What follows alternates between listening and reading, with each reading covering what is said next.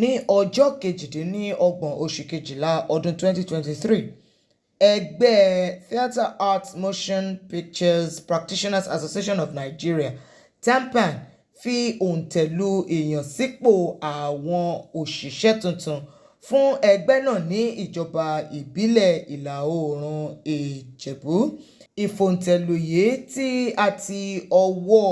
ọ̀gbẹ́ni Ògúntóyìnbó Olúgbadé Ọlákúnlé ṣe lábẹ́ àṣẹ ààrẹ ẹgbẹ́ náà Bọ́lájí Àmúsàn tí gbogbo wa mọ̀ sí Mr. Latin ní ọ̀pọ̀lọpọ̀ àwọn aṣojú láti ìjọba àpapọ̀ ti ìpínlẹ̀ àti ìjọba ìbílẹ̀ gbogbo ṣe ẹlẹ́rìí rẹ̀. Nínú ìbánisọ̀rọ̀ rẹ̀, Ògúntóyìnbó gba gbogbo àwọn tí a yàn sípò ní ìmọ̀ràn láti ṣe iṣẹ́ wọn gẹ́gẹ́ bí iṣẹ́ pẹ̀lú ìfẹ́ fún ẹgbẹ́ àti fún gbogbo ọmọ ẹgbẹ́. Tí èèyàn bá lọ fúnre oyè tí mo fẹ́ lọ joyè tí ò bá sí ìfẹ́ ẹgbẹ́ nú ẹ̀ tí ò dẹ̀ sí ìfẹ́ àwọn tó ń fẹ́ jọ joyè yẹn tí ò sí ìfẹ́ mẹ́mbà nú ẹ̀ ó kàn lọ síbẹ̀ láti lọ ṣe lásán ni. Ara àwọn tó wà ní ibi ìfòǹtẹ̀lù yìí náà ni ọ̀gbẹ́ni Àbáyọ̀mí Adékúnlé Fálẹ́yẹ, ìkan nínú àwọn àgbààgbà láti ìpínlẹ̀ Ògùn, ọ̀gbẹ́ni Nájímù Àdìsá tí gbogbo wa ń pè ní Iná-ń-jó, ìkan nínú àwọn àgbààgbà ẹgbẹ́ láti Ìjẹ̀bú Òde,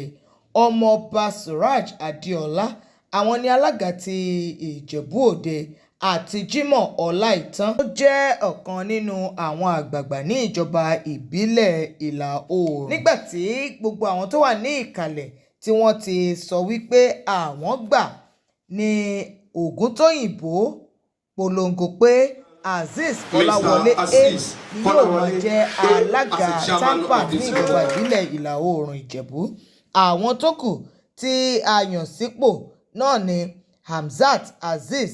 gẹ́gẹ́ bí igbákejì alága, Kóìkì Simbiat gẹ́gẹ́ bí akọ̀wé ẹgbẹ́, Mọ̀rúfù Adéníyì Bìsíríyù àwọn ni akápò ẹgbẹ́, Odùnúgà Fọláṣadé ní igbákejì akọ̀wé ẹgbẹ́, Fákówájọ Lékan ní akọ̀wé owó ẹgbẹ́, Àlàbá Sunday àwọn ni akọ̀wé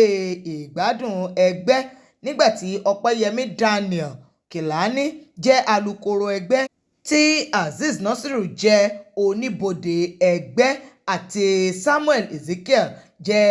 alábòjútó àti olùyẹ̀wò ìṣúná owó ẹgbẹ́. Àwọn mìíràn tó wà níbi ìfòǹtẹ̀lù yìí náà ni ẹni ọ̀wọ̀ Susan Awóṣọ̀gá tó jẹ́ ìyá ẹgbẹ́ TAMPAN ní ìjọba ìbílẹ̀ ìlà oòrùn Ìjẹ̀bú àti akẹ́kọ̀ọ́ gboyè Jamal Apẹ̀nà tó jẹ́ olùbádámọ̀ràn àti ìkan nínú àwọn àgbààgbà TAMPAN ní ìjọba ìbílẹ̀ ìlà oòrùn Ìjẹ̀bú. Nuwa Media.